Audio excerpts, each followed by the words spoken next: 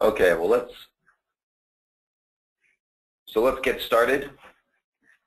So today, what are we talking about today? Well, SOS Online Backup is really excited to announce our new ServerSave product and ServerSave partner program. ServerSave is a new product that we're releasing that specifically speaks to server backup needs. So those of you who are existing partners, so Michael, Kevin, Stone, Robert, and some others, Sam, good to see you. Previously, you had to use some type of third-party system to create image-based backups, and then use the SOS system to take those images off-site. Well, today we're announcing that we now have this included, along with some other good stuff.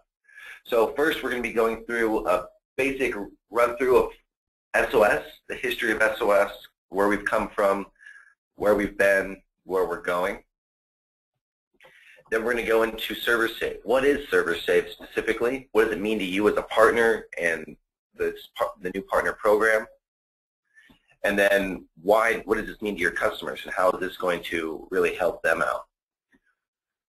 Features and benefits of ServerSave, of course, and also the competitive landscape. So those of you who are familiar with SOS at a file and folder backup program, we're changing who we're competing with now. So we're adding some competitors, and it's good. The new market position of SOS ServerSave, and essentially yourselves, how do you position this suite of services to your customers? And then we'll go through a product tour, and we'll show you what it looks like from the back end administratively, all the way through the actual product itself, running a backup and a recovery. And we'll end with open Q&A. After the product tour, I'll give out the Kindle code, and then the Kindle code will be available, or you give that to the partner specialist, and then the partner specialist will enter you into a Kindle drawing, and the winner will be announced next week. So we still have a person saying they are having trouble with the audio. So hold on a minute.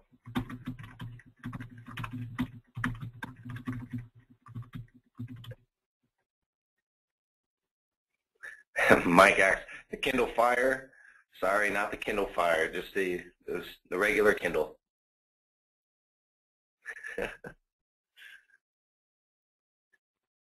All right, well, hopefully you come into the next, well, hopefully you guys come into this program and then you buy yourself the Kindle Fire, right?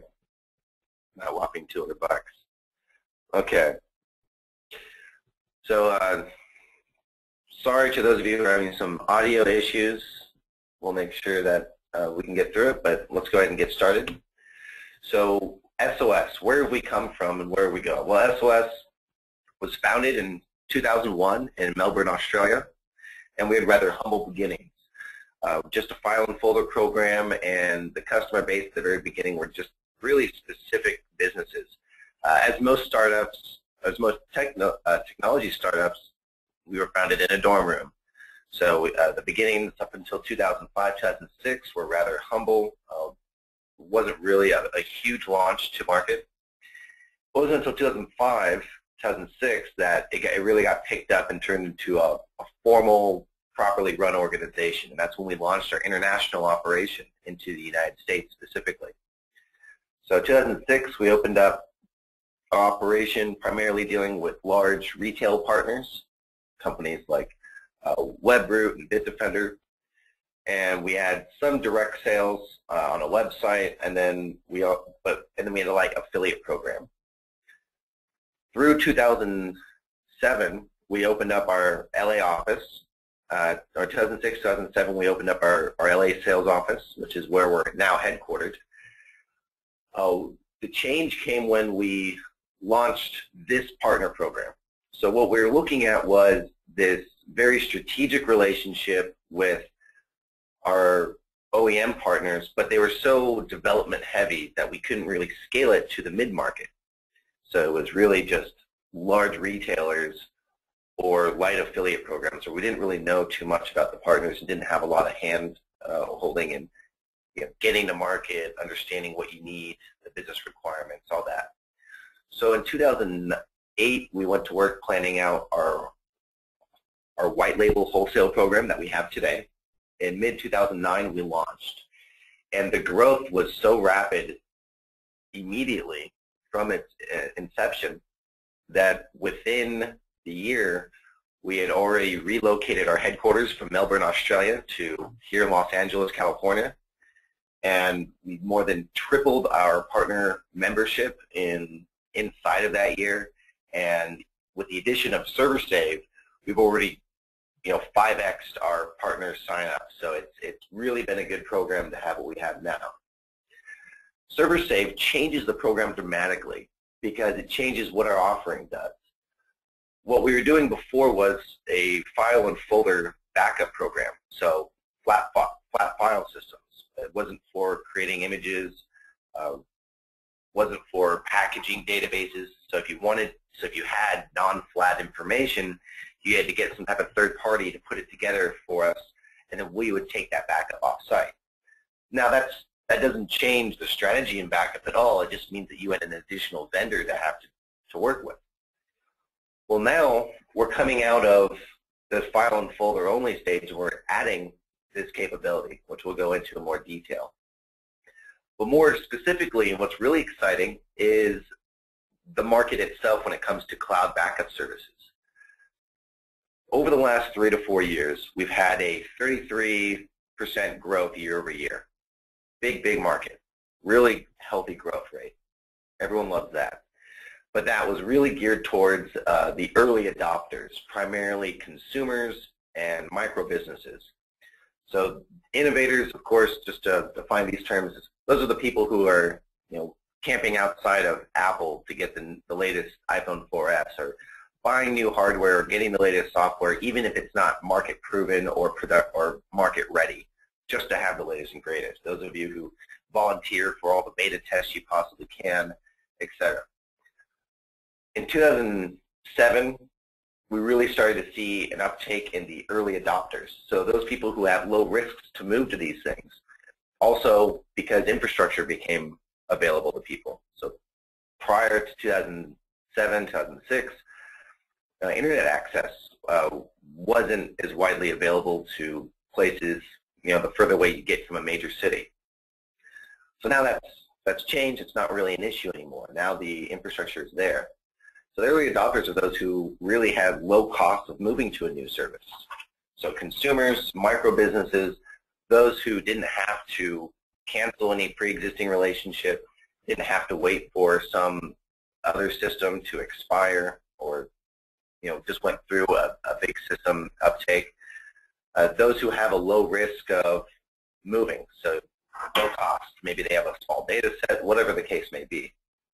The IDC recently finished a survey that showed that only 16% of the SMB market is currently employing some type of online backup program. So what they're looking at is we're just now getting into this early majority stage.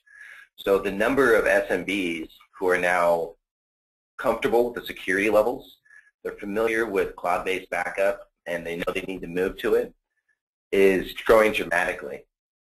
So only 16% had some sort of backup, and 3/4 of those were at a limited scope.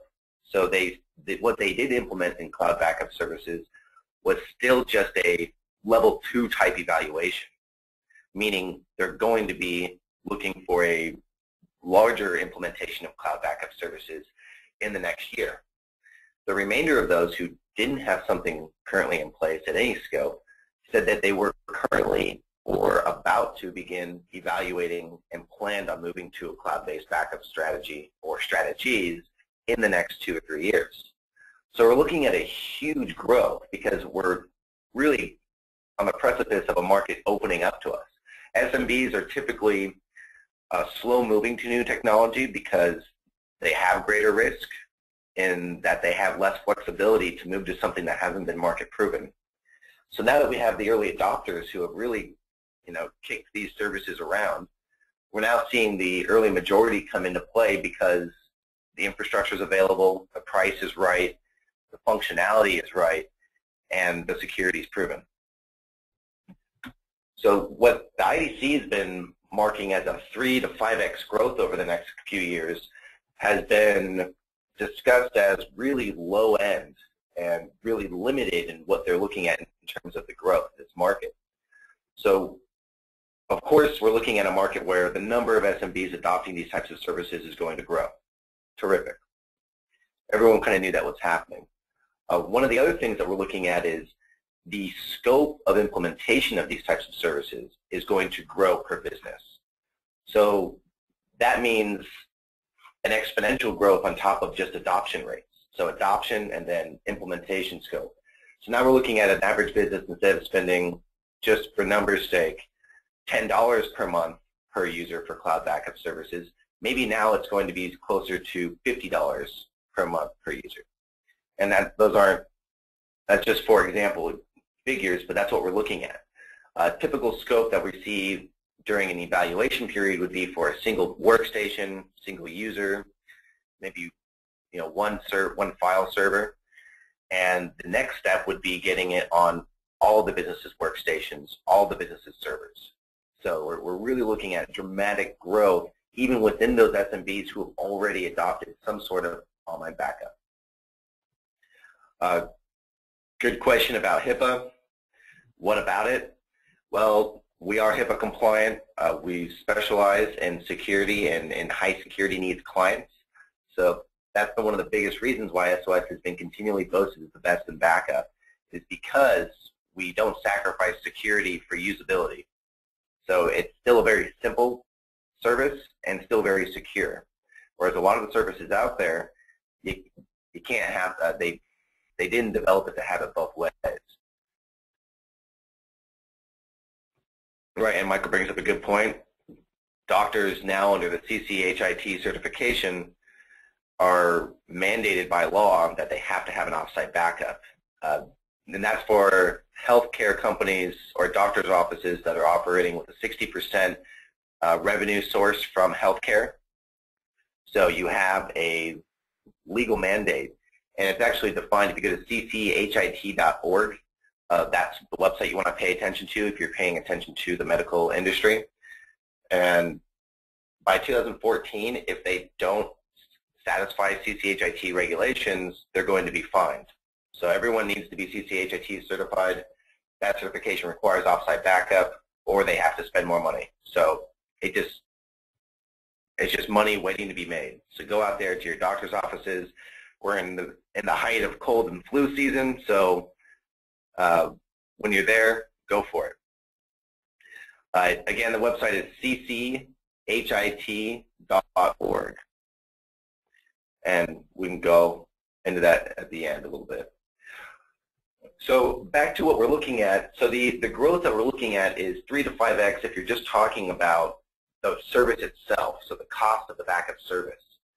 But there's a really good quote here that I'll read that really explains why this is still a really low estimate of the growth we're going to see over the next few years.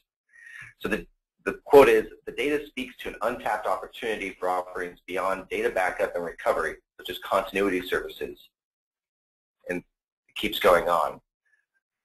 But the basis of this is that we're really piggybacking on the managed service market. So the expansion of managed services instead of a break-fix relationship with your customers means that the market that online backup is already involved in is already at a tremendous growth rate.